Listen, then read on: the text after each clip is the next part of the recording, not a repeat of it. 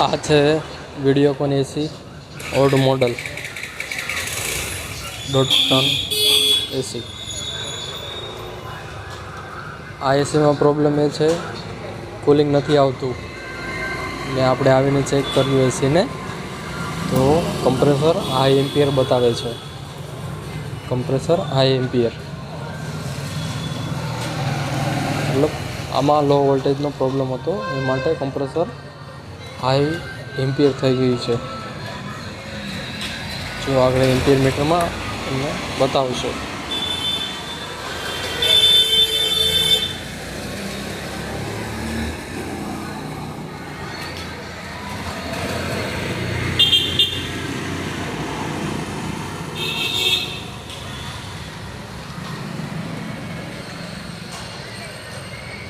આ જો બતાવે છે એમ્પિયર ઓછામાં ઓછું 7 થી 8 એમ્પિયર લેવું જોઈએ એસીનું કમ્પ્રેસર, પણ અત્યારે આ એસી 24 થી 25 એમ્પિયર સુધી કરંટ લે છે. એટલો બધો કરંટ ન લેવું જોઈએ એસીમાં.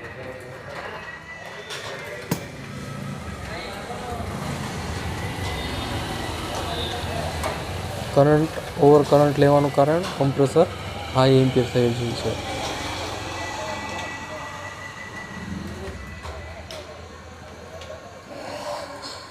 હવે આપણે જઈશું આઉટડોર તરફ, વિડીયોકોન એસીનું આઉટડોર તરફ.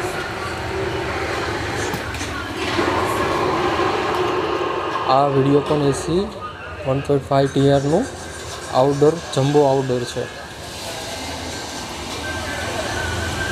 હેવી આઉટડોર જે ઇન્વર્ટર એસી કરતાં અલગ છે.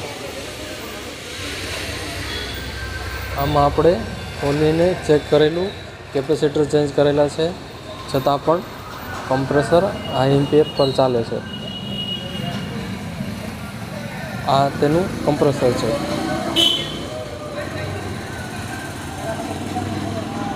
સેમસંગ કંપનીનું કમ્પ્રેસર છે, તે હાઈ એમ્પિયર થઈ ગયું છે.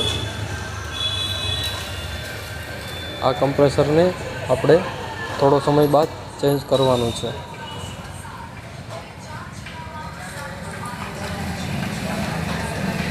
આ એનો કમ્પ્રેસરનો મોડલ નંબર છે. સેમસંગ કંપની કમ્પ્રેસર એસી બહુ ઝાઝું ચાલેલ છે.